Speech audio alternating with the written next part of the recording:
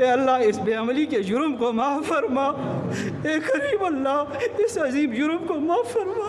یا اللہ ہمیں عمل کی توفیق عطا فرما دے، یا اللہ پیارے نبی کی قدردانی نصیب فرما دے، سنتوں کی پیروی نصیب فرما دے، یا اللہ دین کی آبیاری کرنے کی توفیق نصیب فرما دے، یا اللہ گھروں میں اس دین کو زندہ فرما دے، مسجدوں میں اس دین کو زندہ فرما دے، بازاروں میں اس دین کو زندہ فرما دے، یا اللہ پوری دنیا میں اس دین کو زندہ فرما دے۔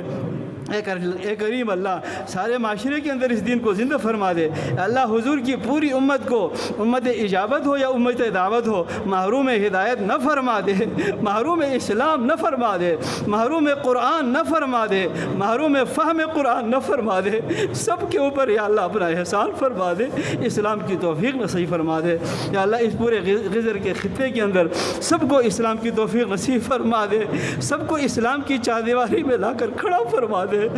اپنا مطیع بنا دے، یا اللہ اپنا ذاکر شاغل بنا دے، یا اللہ اپنا اللہ یا کریم اللہ اپنا اطاعت شعار بنا دے، وفادار بنا دے، یا اللہ سمجھدار بنا دے۔ اے کریم اللہ جو بے اولاد ہے ان کو اولاد عطا فرما دے، جن کی اولاد نیک اور صالح بنا دے، فرما بردار بنا دے، یا کریم اللہ سب کے گھروں سے بیماریوں کو دور فرما دے، محتاجیوں کو دور فرما دے، سب کو خوشیاں نصیب فرما دے، آسانیاں نصیب فرما دے، مسرتیں نصیب فرما دے، سکھ نصیب فرما دے، دکھوں سے نجات عطا فرما دے۔ یا اللہ اس بابرکت محفل کی برکت سے، ان مقتدر اور بہترین اور پیارے علماء کی برکت سے، یا اللہ اس مجمع کی برکت سے، صلحاء کی برکت سے، اس مسجد کے پیارے ماحول کی برکت سے، ختم قرآن کی برکت سے، جیسے کہ تیرے نبی نے فرمایا مع کل ختمۃ دعوت مستجابہ، ہر ختم کے ساتھ ایک دعا خاص طور سے قبول ہوتی ہے۔ یا اللہ اور دعائیں قبول نہ ہو تو یہ دعا ہماری قبول فرما، ہمیں اپنا بنا دے، یا اللہ ہمیں اپنا بنا دے، اپنا بنا کر دنیا سے اٹھا دے، حضور صلی اللہ علیہ وسلم کی آنکھوں کی ٹھنڈک کا سامان ہمیں بنا دے، یا اللہ ہماری دعائیں قبول فرما۔